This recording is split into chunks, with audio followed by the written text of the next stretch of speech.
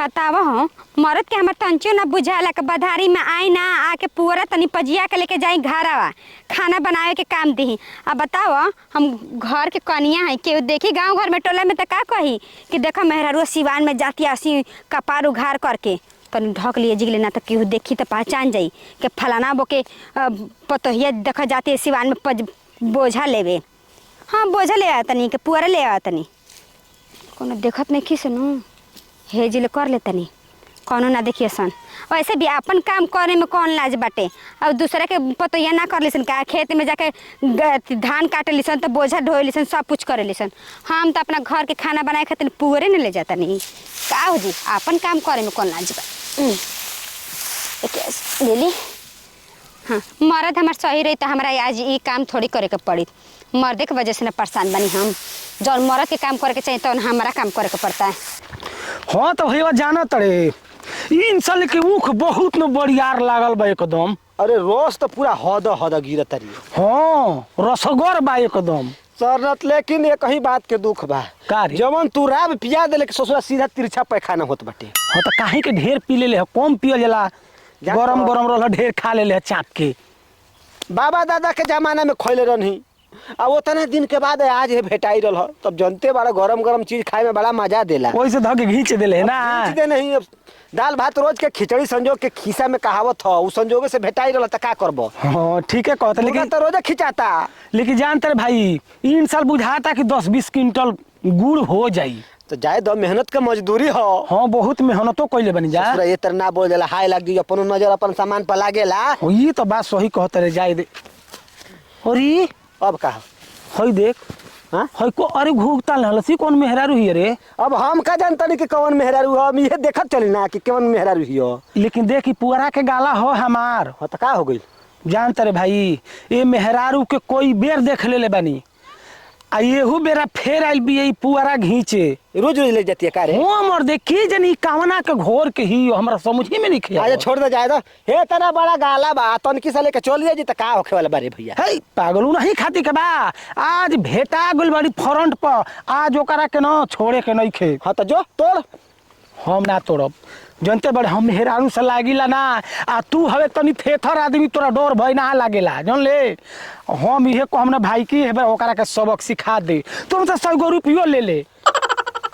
जन ले बाकी हेबे ओकरा के बिना सबक सिखावले मन ही मत ऐसे के भेत तनी तनी हमर देखो तनी मोय पूरा लेके चल जाई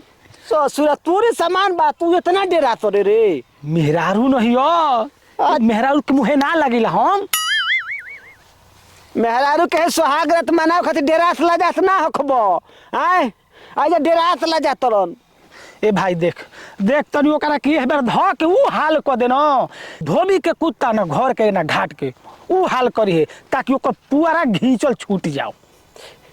100 रुपया के जरूरत नहीं खे ये कमावत हम बिना पैसा के फ्री में कर दे तू ये जो बैठ देखो तो तमाशा ठीक है भाई जो लेकिन देखिए अगल बगल में केहू आई तो पहले ही हिंट दे दिया हमरा के तू जो हम आदमी देखतनी। हाँ तो हम देख ले उनके दिन ही में तारा गिनवा दे। हाँ गिनवा दे मेरा तारा ही गिनवा दे तू। हाँ जो उनका जानता रे पूरा खींचल छोड़ा दे वही में खींच दे ना हाँ हाँ घींच दे बॉल भर जाता ना मन कर घींच दे छूट बा हमारा तरफ जो का हो ए बाड़ा शुरू का से खींचा तड़ू तो खींचब ना ये आदत ठीक बा कहल का चाहता नहीं। अरे तो हम धके खींच देब ना तो सुई लेके पातर हो जाइबू देखी चाकर हो जाइबू। तमीज से बोली समझ गए नहीं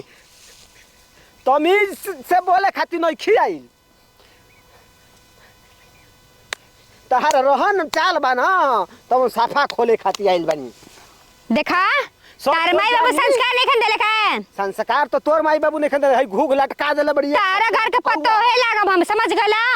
पतो हमरा घर ससुर लेखा बड़ा हमार हमरा तो बोले के तंजू सहुर नहीं खे हमरा घर के पतो के आदत ऐसा ना हो कि दूसरा कोई के पूरा खींचे सा क्या कहला हवा का कहल हई उहे जौन सुनलु तमने कहल हई देखा हम दूसर के एगो पुआरा नहीं खींचत। ए चुप एक तो चोरी ऊपर ले सीना जोरी ई हमारे हा आ 2 मिनट में कर लगू हथ जोरी बुझलू देखा हम का करतनी रोज रोज हमारे संग हथिया के पूरा लेके जा तड़ू आज तारा के देखो हम का ए देखो जा बचाओ जा हमरा के हाय देखा अरे गजब ए गांव घर के न बाजा घर सब कोई झाड़ा पाला में अपना घरे लुकाइल बा हाय देखा गांव घर के कनिया के छेड़ा ताटे हां तू निमन काम कर तड़ू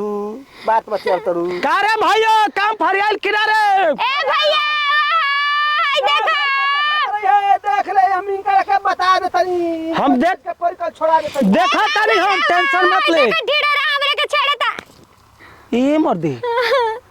ई लागत है कि हमारा मौगी के वजिया के है ऊपर हाथ उठा देला ई मुर्दी तो हमर मौगी हिया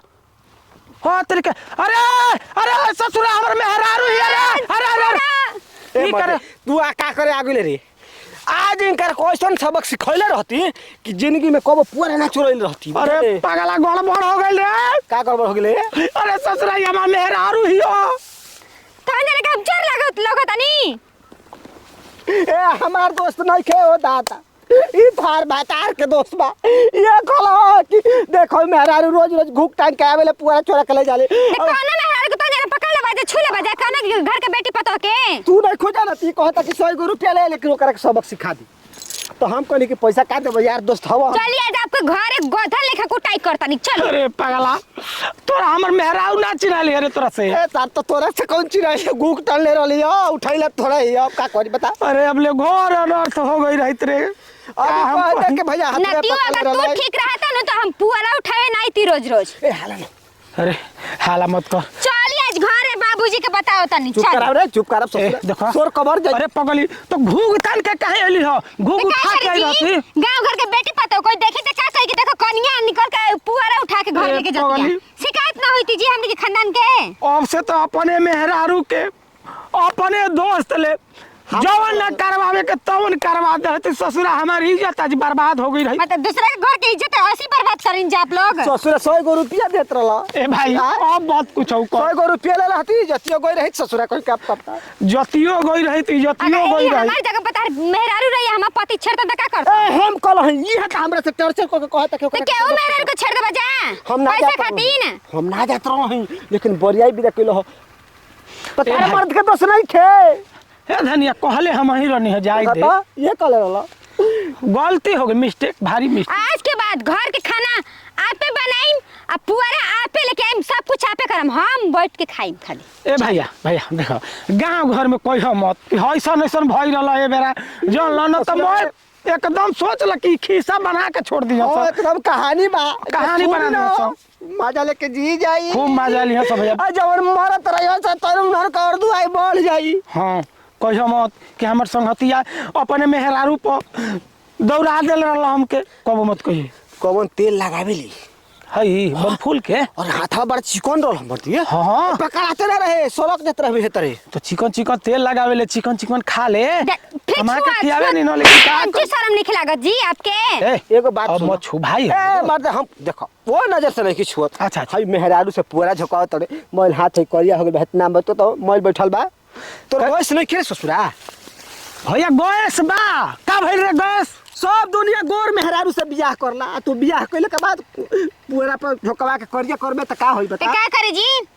गैस बचा के रखे के चाहिए पुआरा का होई खाली जिया ना हो जाई देखो तोरा ना भैया। साल में चोर गइल बा बता तोरा पुआरा ले जाए के रहे तो हमसे कहल आते हैं पुआरा लेके गई चुप रहती ना रही जी पुआरा घुमाला खाला हगला से फुर्सत मिलेला आपके ए जा इतना ना बोले जाला अब हम का ए महाराज चुप रही आप पहले दूसरा के मेहरारू के छुए से पहले आप सोच ले करी बार ठकिया तनी जा दो रहे छोड़ भाई जा नहीं तो जौन तौन हम कसट गलती हमारे से हो गेला तार दादी रो ना रहती तबे काम होई रही थी कह के रोनी जानत नहीं कि हमरा के अबे तू चिल्लात रहली हत अवजिया लागल कि हमर मौगी हो कि जा ई तो ससुरा गड़बड़ कइला से हेबरा तले दौड़ लइनी हो भाई जेल भेज देल रहती दोनों जना के हैं हम देखल गए हां ओनी ले जाके ढक देल रहती बढ़िया से जाय दे भैया ओ हम नाम मत ले तो जोन होके के हो गइल गांव घर में देख कहिए मत देख हमारी ये तोरा हाथ में बा तू ससुरा साड़ी से ना पहचान सकले कि कैसन मेहरारू दिन रात साड़ी पहिरले हमार अरे भैया ना हम उतना ध्यान दिला दूसर की साड़ी मेहरारू के देखत नहीं तो हमार का देखी हन हमरा का पहचानी हन हमारा लागला कि मेहरारू के जइबे ना करेला अरे भैया हां जानते बड़ा भाई सही कनी आई दिन रात घरे ना रहे ए कहीं सड़िया को तनी मेहरारू पहनत ऐसे दुकान पर किन के तो साड़ी नियर साड़ी ना होला आ मेहरारू कौन बड़े को बाड़ी चिन्हई है ना तो मेहरारू नियर मेहरारू होला ना भैया केहू के चले आई उठाई ता भैसन थोड़े रही एक से एक लकड़ी के ऊपर ले छोटी गो जे दे धनिया ना खिसिया जला आई तो तहर दादी मोर जो ना करे के तोन करवाई देल रह तू हमारा ले अब चल घरे हमार ना दोस्त रहबी जन लू हम तो कहने देले जब अपने चलनिए में छेद होकर तो दूसरे के चलनी का निहारी राब खा ले नहीं कि सोचू तिरछा पैखाने ही तरह होत रहे ई खुद परसाल बन तिरछा पैखाना कर थोड़ा जाए तो भैया लिया जा हटे ना जी हम तो भूला का कहीं आपके का अपने घर के इज्जत पे धाबा बोलवा चल जाए दे चल घरे चल भाग चलिए आज बाबूजी ले कहतनी